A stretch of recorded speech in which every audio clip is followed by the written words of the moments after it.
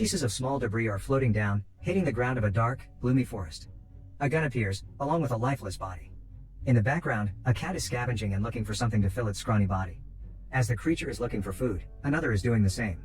A man named Eli is breathing through a gas mask, gasping for air. He steadies the aim of his bow, taking the life of the unsuspecting creature. While walking through a desolate land, Eli comes across a rundown car. He looks for something of use, but all that is left is the driver's skeleton. His next stop is an abandoned house. He kicks the door open with his gun ready in his hand. However, there's no one there.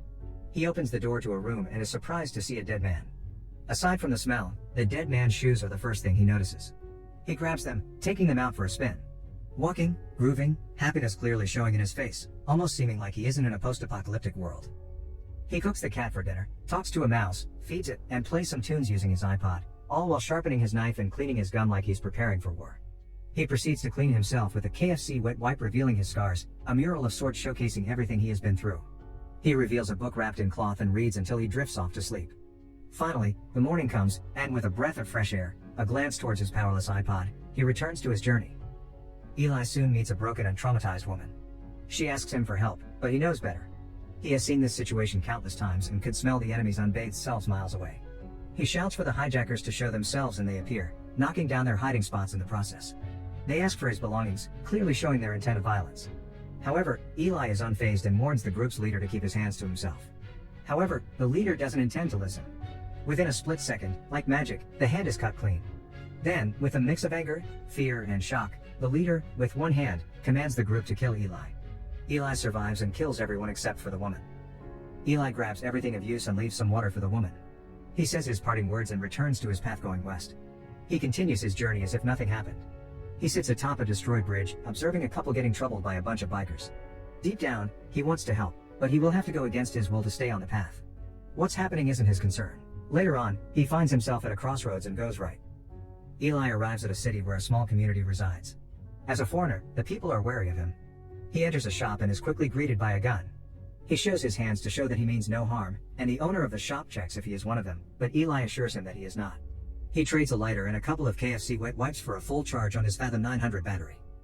Meanwhile, the same biker group from earlier comes into town with a bunch of books that they give to a powerful man, their boss. Unfortunately, the book that the man is looking for isn't there. Eli soon enters a dining hall-looking establishment thirsting for a drink of water. He sells a piece of cloth and 2 gloves for a full refill on his container. The bartender calls a woman named Solara, and she goes to fill the container. A guy named Martz, who is the leader of the biker group from earlier, confronts Eli. Martz shows signs of anger and hostility, but Eli doesn't want any trouble. Feeling trapped, he slams Martz's face on the counter while announcing that Martz is a murderer of innocent people pertaining to the couple that they killed earlier. Martz falls to the floor and Eli then tries to leave the establishment, but everyone starts to block the entrance. He has no other choice than to go through all of them. He proceeds to take the life of everyone who tries to attack him. Solara enters the hall and sees what's happening, so she shouts loud enough to stop the chaos. More of them arrive, and Eli quickly finds himself playing nice with the boss. They begin to interrogate him, asking him questions about his identity, values, and agenda. He refuses to reply with anything that will lead to them knowing who he is and what he aims to do. However, Eli and the boss share something in common. They're both educated and civilized. The boss offers him an opportunity to work for him because he plans to expand his community. He turns down the offer, stating he has to go west. The boss then invites Eli to stay the night, providing him a warm bed, food, and water. He agrees, but he feels as though disagreeing isn't an option. After a while, a blind woman comes into the room, giving him food and water. He asks her how that came about, to which she replies she was born that way. The woman reports to the boss that Eli is different and he will not follow him like the others. The boss thinks otherwise and decides to send Solara to Eli's room, even though the woman begs him not to. Solara comes in, wearing a revealing nightgown. She tries to make advances, but Eli respectfully declines, opening the door for her to leave. She pleads not to make her go as the boss named Carnegie will hurt her mother, who happens to be the blind woman. She offers to sleep on the floor and tells Eli to lie to Carnegie by stating that they slept together. He agrees, and Solara starts asking about the pre-apocalyptic world. She sees the book that Eli is hiding. He asks her where they get their water, but she insists on telling him only if he tells her about the book. The night ends with them eating and praying together, resembling a date. When morning comes, Solara reports to Carnegie and prays before eating with her mother. She's unable to finish the prayer, and Carnegie notices this. He interrupts the prayer and interrogates Solara, asking her if she has seen a book or read anything. She refuses to answer, making Carnegie use violence on her mother to make Solara talk. Finally, with no choice, she breaks and tells Carnegie about the book with a leather cover and a crucifix on the front. Carnegie and his men search for Eli, but he is gone. Carnegie's right-hand man then shoots the ignorant guard looking after him. Meanwhile, Eli gets the battery from the shop and then meets guns pointing at him as soon as he steps out. Carnegie asks for the book, showing his intent to kill. He wants the book for the power it has, the power of faith and belief. Carnegie pitches the idea of a community and a world where people are united by faith, saying the book shouldn't be kept by one person but distributed to all. Eli shows a desire for that as well, but not with Carnegie. Carnegie orders his right-hand man to shoot Eli, but every bullet just seems to graze and miss him. Then all hell breaks loose. Eli starts to shoot with pinpoint accuracy, hitting them one by one while no shot is hitting him, as if he has the power of God protecting him. Finally, he hit Carnegie's leg with a shotgun, signaling the end of the brief battle. All that is left is him and the right-hand man lowering his gun, allowing him to walk away. Solara runs after Eli, but he doesn't want anything to do with her. However, she grabs his attention with a single phrase. Solara says that she will take him to where they get their water. So they make a visit to the spring, and as they exit, Eli says to Solara that he forgot his sunglasses inside. And her gullible self goes into the cave, making it too easy for him to lock her from the other side. He then expresses that the road is no place for someone like her, to which she responds with an unpleasant curse word. Carnegie is screeching in pain while someone is fixing up his leg. He announces that they will go after Eli, but his right-hand man shows dismay because he doesn't understand why they would go to such lengths for a book. Carnegie argues it's not just a book but rather a priceless commodity. The right-hand man contracts a deal stating that he will give his utmost loyalty in exchange for Solara, and Carnegie laughingly agrees. They bring out their vehicles and start their journey west in search of Eli. Solara is lost in the middle of the road. There she meets a familiar scene of a woman asking for help. Solara offers her assistance, but the injured woman tries to say she doesn't need any and asks her to leave. She is stubborn, and that stubbornness leads to her screaming as two thugs manhandle her. As she shouts for help and the feeling of hopelessness grows, an arrow pierces through the pants of the thug. Eli arrives at the scene just in time to rescue her. Carnegie and his men arrive at the place of the thugs who harmed Solara. They decide to stop for the night and plan to make ground early in the morning. Meanwhile, Eli squats down to read his book. Solara asks him if he reads the book every day and requests for him to read some to her. He obliges and starts a sermon just like a priest to his listeners. He then explains why the book is just not any book. It is the only one of its kind left. The rest of the copies are now ashes, and its words and lessons are only memories to some.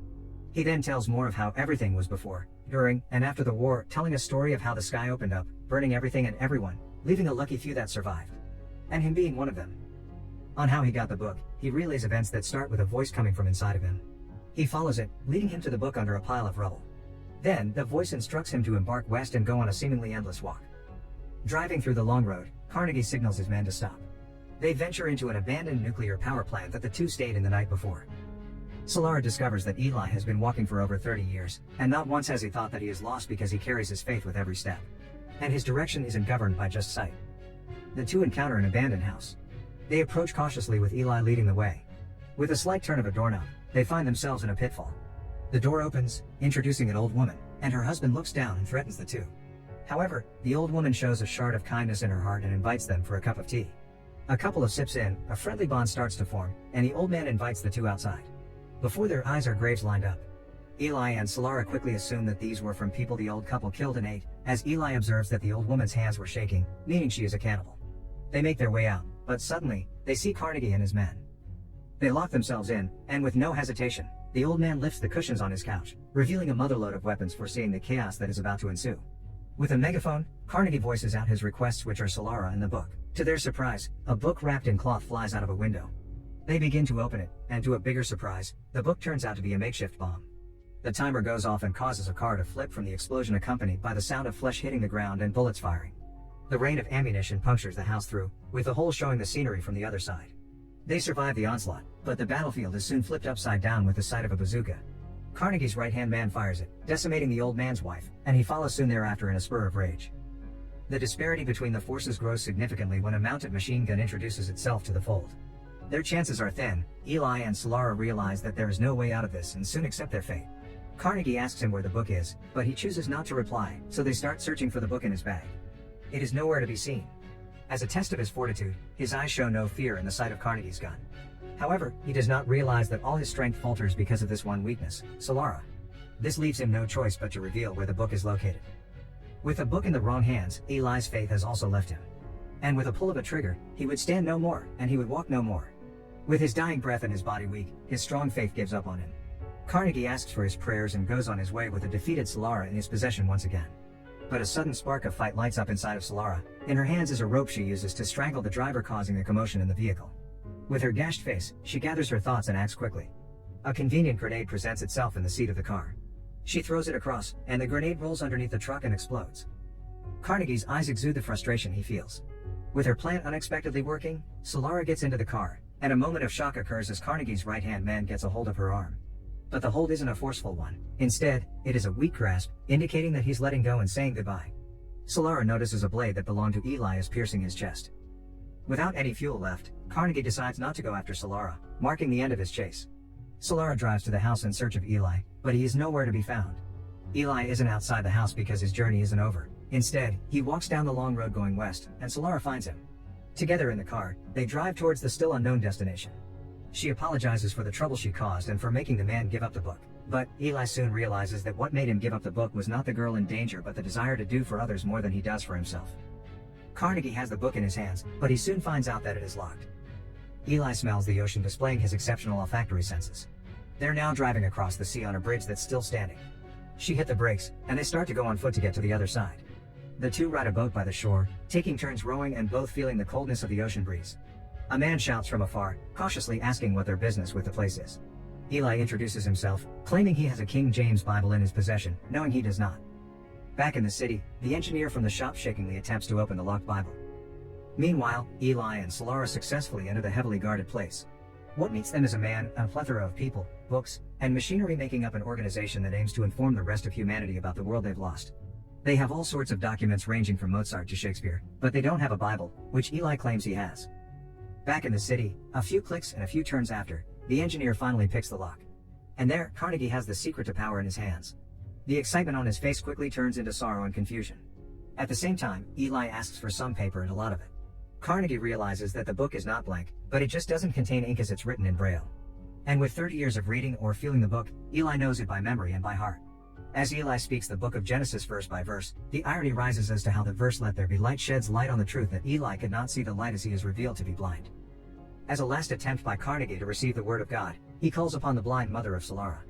A faint smile is seen on her face as she touches the Braille writing. Unfortunately, she can't remember how to interpret it. The infected leg of Carnegie is eating him up, diminishing him to his weakest point and with no one by his side. Solara's mother teases him, making him realize that he reaps what he sows, and this is Carnegie's harvest.